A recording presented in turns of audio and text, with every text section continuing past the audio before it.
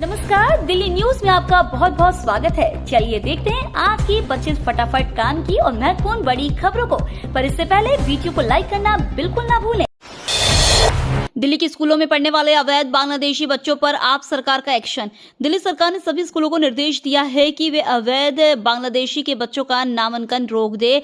इसके अलावा यदि किसी छात्र की नागरिकता के बारे में कोई संदेह हो तो स्कूलों को पुलिस और अन्य अधिकारियों को सूचित करना होगा। शिक्षा उप निदेशक संजय सुभाष कुमार की ओर से साइन किए एक सर्कुलर में कहा गया है कि स्कूलों को सुनिश्चित करना चाहिए कि अवैध बांग्लादेशी का नामांकन रोकने के लिए सख्त प्रवेश प्रक्रियाओं और छात्रों के दस्तावेजों का वेरिफिकेशन किया जाए। दिल्ली के एलजी ने स्कूलों में दाखिले को आय सीमा बढ़ाने की दी मंजूरी।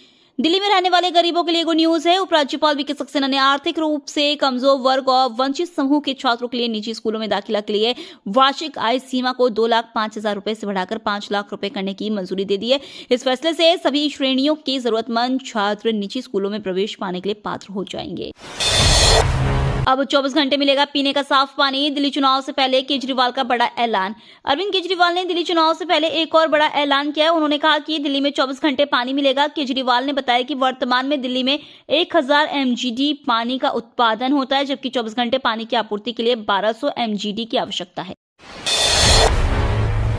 बीजेपी के 70 सीटों पर संभावित नाम फाइनल, जल्द हो सकता है ऐलान। दिल्ली विधानसभा चुनाव नजदीक है। बीजेपी ने उम्मीदवारों के चयन की प्रक्रिया तेज कर दी है। जल्द ही पहली सूची जारी हो सकती है। पार्टी सभी 70 सीटों के लिए तैयारी में जुटी है। केंद्रीय नेतृत्व को सभी सीटों के लिए संभावित उम्मीदवारों की सूची भेज दी गई है। स्क्रीनिंग कमेटी जल्द ही अंतिम फैसला लेगी। बीजेपी आम आदमी पार्टी को टक्कर देने की पूरी कोशिश कर रही है। जम्मू कश्मीर में बड़ा हादसा, 300 फुट गहरी खाई में गिरा सेना का ट्रक। जम्मू कश्मीर के पुंछ सेक्टर में मंगलवार को बड़ा हादसा हुआ है। सेना की एक ट्रक 300 फुट गहरी खाई में गिर गया, जिससे 5 जवानों की मौत हो गई और कई घायल हैं। व्हाइट नाइट कोर की ओर से बताया गया कि रेस्क्यू ऑपरेशन जारी और घायल जवानों का इलाज किया जा रहा है। इसमें आगे कहा गया, व्हाइट नाइट कोर के सभी रैंक पुंछ सेक्टर में अगला लेक ऑपरेशनल ड्यूटी के दौरान वाहन दुर्घटना में 5 बहादुर सैनिक की दुखद मौत पर अपनी गहरी संवेदना व्यक्त करते हैं। दिल्ली विधानसभा चुनाव से पहले अवध ओझा ने अरविंद केजरीवाल को बताया कृष्ण का अवतार। आम आदमी पार्टी में हाल ही में शामिल हुए अवध ओझा ने दिल्ली के पूर्व सीएम अरविंद केजरीवाल को भगवान बता दिया और उनकी तुलना भगवान कृष्ण से कर दी है। उन्होंने आज कहा कि अरविंद केजरीवाल निश्चित रूप से भगवान की तरह हैं। मैंने हमेशा कहा है कि वह कृष्ण के अवतार हैं। जब भी कोई समाज में बदलाव लाने की कोशिश करता है, खासकर जब वे गरीबों के लिए मसीहा बनने की कोशिश करते हैं, तो सामाजिक कंस उनके पीछे आ जाती है। हर दिन आपकी घोषणाओं से दिल्ली में बीजेपी और कांग्रेस की बड़ी चुनौती। दिल्ली में कुछ ही दिनों बाद या अगले साल की शुरुआत में होने वाले विधानसभा चुनाव से पहले दिल्ली का सियासी पारा चढ़ा हुआ है। आम आदमी पार्टी प्रमुख अरविंद केजरीवाल पूरी ताकत के साथ चुनाव प्रचार में जुट गए हैं। केजरीवाल ने अपने विरोधियों बीजेपी और कांग्रेस के लिए काफी बड़ी चुनौती खड़ी कर दी है। दरअसल केजरीवाल ने दिल्ली वालों के लिए चुनावी वादों का पिटारा खोल दिया है। पिटारे में रखी सारी योजनाएं दिल्ली वालों के चेहरे की चमक बढ़ा रही है। दिल्ली में राजेंद्र नगर पहला इलाका, जहां 500 परिवारों को 24 घंटे मिलेगा साफ पानी। अगले साल दिल्ली में होने वाले विधानसभा चुनाव को लेकर तैयारियां शुरू हो गई हैं। इसी बीच अरविंद केजरीवाल ने मंगलवार को दिल्ली वासियों के लिए 24 घंटे साफ पानी देने का ऐलान किया है। हालांकि पूरी दिल्ली को साफ पानी मुहैया करवाने का वादा उन्होंने 2015 विधानसभा चुनाव के दौरान भी किया था। हालांकि दिल्ली के राजेंद्र नगर विधानसभा के 500 परिवार केजरीवाल के इस फैसले से जरूर खुश होंगे, क्योंकि उनके इलाके में अब 24 घंटे पानी आएगा। राशन कार्ड पर मिलने वाले चावल गेहूं की मात्रा में 1 जनवरी से होगा बदलाव। 1 जनवरी 2025 से राशन कार्ड पर मिलने वाले गेहूं और चावल की मात्रा को अब बदल दिया गया है। पहले जहां एक व्यक्ति को 3 किलो चावल और 2 किलो गेहूं मिलता था, पर अब एक व्यक्ति को 2.5 किलो चावल और 2 किलो गेहूं मिलेगा। चावल की मात्रा में सरकार ने आधे किलो की कटौती कर दी है। अंत्योदय राशन कार्ड धारकों के लिए भी सरकार ने बड़ा बदलाव किया है। पहले जहां उन्हें 21 चावल और 14 किलो गेहूं मिलता था, पर अब 18 किलो चावल और 17 किलो गेहूं मिलेगा। नए साल से पहले 2 पहिया चालकों के लिए बदला नियम। देश भर में करोड़ों लोग वाहन चलाते हैं, कोई 4 पहिया तो कोई 2 पहिया। कुछ लोग हैवी व्हीकल भी चलाते हैं। सड़कों पर चलने के लिए कुछ नियम होते हैं और इन नियमों का पालन न करने पर ट्रैफिक विभाग की ओर से तगड़ा जुर्माना भी वसूला जाता है। अब नए साल से ठीक पहले 2 पहिया चालकों के लिए एक अहम नियम सामने आया है। अगर इस नियम की अनदेखी करते कोई भी 2 पहिया चालक पकड़ाया तो ट्रैफिक पुलिस की ओर से मोटा चालान काटा जाएगा। नोएडा एक्सप्रेसवे पर लगे हजारों के टपोरी पौधे चोरी, सीसीटीवी में चोर कैद। नोएडा प्राधिकरण ने ग्रेटर नोएडा एक्सप्रेसवे को सजाने के लिए किनारे पर लाखों रुपए के महंगे पौधे लगवाए थे। इन पौधों को लगे हुए करीब 1 महीना ही बीता था कि चोर उनको ले गए। पौधे चुराते समय चोर एक्सप्रेसवे पर लगे कैमरे में कैद हुए। नोएडा प्राधिकरण के अधिकारियों ने पुलिस में करीब 20 पौधे चोरी होने की शिकायत की है। दिल्ली में 40 की स्पीड से चलेगी हवाएं, 3 दिन बारिश का अलर्ट। दिल्ली में बूंदाबांदी से मौसम बदल गया है। पश्चिमी विक्षोभ के प्रभाव से दिल्ली वालों को शीतलहर से राहत मिली है। दिल्ली में मंगलवार को सुबह के वक्त न्यूनतम तापमान 9.9 डिग्री सेल्सियस दर्ज किया गया। यह सीजन के औसत तापमान से 2 डिग्री ज्यादा है। मौसम विभाग ने दिल्ली में 3 दिन बूंदाबांदी या बारिश की चेतावनी दी है। इस दौरान तेज हवाएं भी चलेंगी। हालांकि इस हफ्ते यानी 30 दिसंबर ठंड से राहत रहेगी।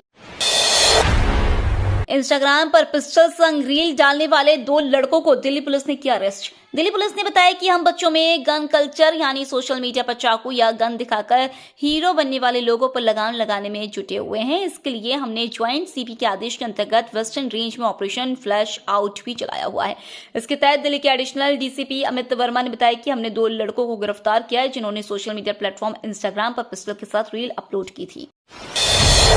दिल्ली सरकार ने स्पीकर को भेजी 14 कैग रिपोर्ट, हाईकोर्ट से मांगा जवाब। दिल्ली हाईकोर्ट ने भाजपा विधायकों की उस याचिका पर दिल्ली सरकार, विधानसभा अध्यक्ष और अन्य प्रतिवादियों से जवाब मांगा है जिसमें 14 सीएजी रिपोर्टों को पटल पर रखने के लिए दिल्ली विधानसभा का विशेष सत्र बुलाए जाने का निर्देश देने की गुजारिश की गई है। सुनवाई के दौरान दिल्ली सरकार ने दिल्ली हाईकोर्ट को बताया कि सभी 14 रिपोर्टें मंगलवार विधानसभा अध्यक्ष को भेज दी गई है। ऐसे में विधानसभा सत्र बुलाए जाने को लेकर सस्पेंस गहरा गया है। दिल्ली की हवा में सुधार के संकेत, हटाई गई ग्रेड 4 की पाबंदियां। पश्चिमी विक्षोभ के कारण मौसम के बदले मिजाज और पूर्वानुमानों में पोल्यूशन से राहत मिलने के संकेत हैं। दिल्ली में मंगलवार को प्रदूषण के स्तर में सुधार देखा गया। शाम को AQI 369 अंकों के साथ बेहद खराब श्रेणी में दर्ज किया गया। सोमवार को यह गंभीर श्रेणी में था। इस बीच वायु गुणवत्ता प्रबंधन आयोग ने दिल्ली NCR में लगाई गई ग्रेड 4 की पाबंदियों को हटाने का ऐलान कर दिया। हालांकि पोल्यूशन को काबू में रखने के लिए ग्रेड 1, 2 और 3 के तहत लागू पाबंदियां जारी रहेंगी। चैंपियंस ट्रॉफी का शेड्यूल जारी। इंडिया पाक के बीच दुबई में होगा महासंग्राम। आईसीसी चैंपियंस ट्रॉफी 2025 के शेड्यूल का इंतजार खत्म हो चुका है। भारत अपने सभी मुकाबले दुबई में खेलेगा जबकि पाकिस्तान बाकी देशों की मेजबानी करेगा। टूर्नामेंट का आगाज 19 फरवरी से होगा और भारतीय टीम अपने अभियान की शुरुआत 20 फरवरी से करेगी। चैंपियंस ट्रॉफी की मेजबानी को लेकर लंबे समय तक बीसीसीआई और पीसीबी के बीच तनातनी देखने को मिली थी, लेकिन अंत में बीसीसीआई की जीत हुई और भारत अपने सभी मुकाबले दुबई में खेलेगा। अब आईसीसी ने मेगा इवेंट के शेड्यूल का भी ऐलान कर दिया है। बांग्लादेश के मिदुल मियां और फरदीन कैसे बने दिल्ली के वोटर। दिल्ली पुलिस ने एक मर्डर केस की जांच के दौरान बांग्लादेशियों को अवैध तरीके से भारत में बसाने में शामिल एक बड़े रैकेट का पर्दाफाश करने का दावा किया है। पुलिस ने 11 लोगों को गिरफ्तार किया है। डीसीपी साउथ अंकित चौहान ने मंगलवार को बताया कि गिरफ्तार किए गए 11 लोगों में से 5 लोग बांग्लादेशी नागरिक है जबकि 6 लोग फर्जी तरीके से दस्तावेज बनाने वाले रैकेट से जुड़े हैं। बीजेपी विधायक नंदकिशोर गुर्जर ने कृष्ण वन गौशाला का किया उद्घाटन। गाजियाबाद के लोनी में क्षेत्रीय बीजेपी विधायक नंदकिशोर गुर्जर ने कृष्ण वन गौशाला का उद्घाटन किया। उन्होंने जनता से पहली रोटी गाय को देने का आह्वान भी किया। इसका उद्देश्य गौ सेवा में जुटना और लोगों को गाय का शुद्ध दूध उपलब्ध कराना है। इसे अश्विनी और ऋषि ने शुरू किया है। ये लोग बैंकिंग फील्ड में अलग अलग संस्थानों में अहम पदों पर काम कर चुके हैं। क्रिसमस से पहले दिल्ली ट्रैफिक पुलिस ने जारी की एडवाइजरी। राजधानी दिल्ली में क्रिसमस के जश्न के मौके पर सड़क पर कोई हंगामा खड़ा ना करे, इसके लिए ट्रैफिक पुलिस ने पर्याप्त प्रबंध किए हैं। चर्च, मॉल और मार्केट में पुलिस की तैनाती की गई है। इसके अतिरिक्त शराब पीकर वाहन चलाने वालों के खिलाफ नई साल तक अभियान चलाया जाएगा। दिल्ली में अवैध रूप से रह रहे 6 बांग्लादेशी गिरफ्तार। विधानसभा चुनाव से पहले रोहिंग्या का मुद्दा तूल पकड़ता जा रहा है। एक बार फिर आम आदमी पार्टी ने रोहिंग्या को लेकर बीजेपी पर निशाना साधा है। आप संयोजक और पूर्व सीएम अरविंद केजरीवाल ने कहा है कि किसी भी हालत में बीजेपी को दिल्ली में रोहिंग्या को बसाने नहीं देंगे। पूर्व सीएम अरविंद केजरीवाल ने एक्स हैंडल पर लिखा, हम किसी हालत में बीजेपी को दिल्ली में रोहिंग्यों को नहीं बसाने देंगे। इस बीच दिल्ली में अवैध रूप से रह रहे 6 बांग्लादेशी गिरफ्तार हुए हैं जिसकी जानकारी डीसीपी ने दी है। कोर्ट ने 3 पुलिस वालों के खिलाफ 5 दिन के भीतर फ्रॉड केस दर्ज करने का दिया आदेश। दिल्ली की एक अदालत ने एक एसएचओ को 3 दिल्ली पुलिस अधिकारियों के खिलाफ एफआईआर दर्ज करने के लिए और समय देने से इनकार कर दिया। मामला 1 करोड़ रुपए की धोखाधड़ी का है। शिकायतकर्ता का आरोप है कि पुलिस अधिकारी आरोपियों को बचा रहे हैं। अदालत ने एसएचओ को 5 कार्य दिवसों के भीतर एफआईआर दर्ज करने का निर्देश दिया। इन 3 पुलिस अधिकारियों में एक डीसीपी भी शामिल है। आईजीआई एयरपोर्ट पर चाय बनाने वाले फ्लास्क मशीन से निकला 34,67,000 का gold. Indira Gandhi international airport पर गोल्ड तस्करी के मामले का खुलासा हुआ है। कस्टम टीम ने एक यात्री से 467 ग्राम गोल्ड बरामद किया। इस गोल्ड को चाय बनाने वाले फ्लास्क मशीन में छुपाकर लाया गया था। इस मामले में पुलिस ने यूपी के रहने वाले एक हवाई यात्री को पकड़ा है। वह रियाद की इंटरनेशनल फ्लाइट से आईजीआई एयरपोर्ट दिल्ली पहुंचा था। हालांकि यहां ग्रीन चैनल क्रॉस करने के बाद ही कस्टम की टीम ने उसे पकड़ लिया।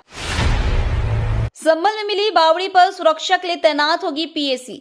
उत्तर प्रदेश के संभल में मिली 150 साल पुरानी बावड़ी की चौथे दिन भी खुदाई जारी है। खुदाई वाली जगह भीड़ इकट्ठा होने के मद्देनजर सुरक्षा व्यवस्था में अब पीएसी के जवानों की तैनाती होगी। संभल में 13 दिसंबर को लगभग 46 साल से बंद भस्म शंकर मंदिर के फिर से खुलने के बाद यह खुदाई की जा रही है। रेलवे में अब 15 मिनट पहले बनेगा फाइनल रिजर्वेशन चार्ट। बदलाव की कवायद शुरू। रेलवे अपने चार्टिंग नियमों में अहम बदलाव करने जा रहा है। अभी 5 मिनट पहले बनने वाले चार्टिंग सिस्टम का समय जल्द ही 15 मिनट करने की तैयारी है। 5 मिनट पहले बनने वाले अंतिम चार्ट में अक्सर अंतिम समय में टिकट बुक कराने वाले यात्रियों की डिटेल नहीं दिखती है। इससे यात्रियों को असुविधा होती है। इसे देखते हुए रेलवे ने यह निर्णय लिया है। रेलवे बोर्ड के निदेशक पैसेंजर मार्केटिंग संजय मनोचा ने पूर्वोत्तर रेलवे समेत सभी क्षेत्रीय रेलवे को 20 दिसंबर को पत्र जारी कर 2 जनवरी तक इस बाबत रिपोर्ट मांगी। इसके बाद आगे की प्रक्रिया बढ़ाई जाएगी। पाकिस्तान को भारत के विरोध के बाद ब्रिक्स पार्टनर कंट्रीज की लिस्ट में भी जगह नहीं। ब्रिक्स में सदस्यता पाने की उम्मीद रखने वाले पाकिस्तान को बड़ा झटका लगा है। भारत के कड़े विरोध की वजह से पाकिस्तान न सिर्फ ब्रिक्स की सदस्यता से वंचित हुआ बल्कि उसे पार्टनर कंट्रीज की सूची में भी जगह नहीं मिल पाई। इस बीच तुर्की ने खुद को ब्रिक्स पार्टनर कंट्रीज की सूची में शामिल कराकर महत्वपूर्ण लाभ प्राप्त किया है।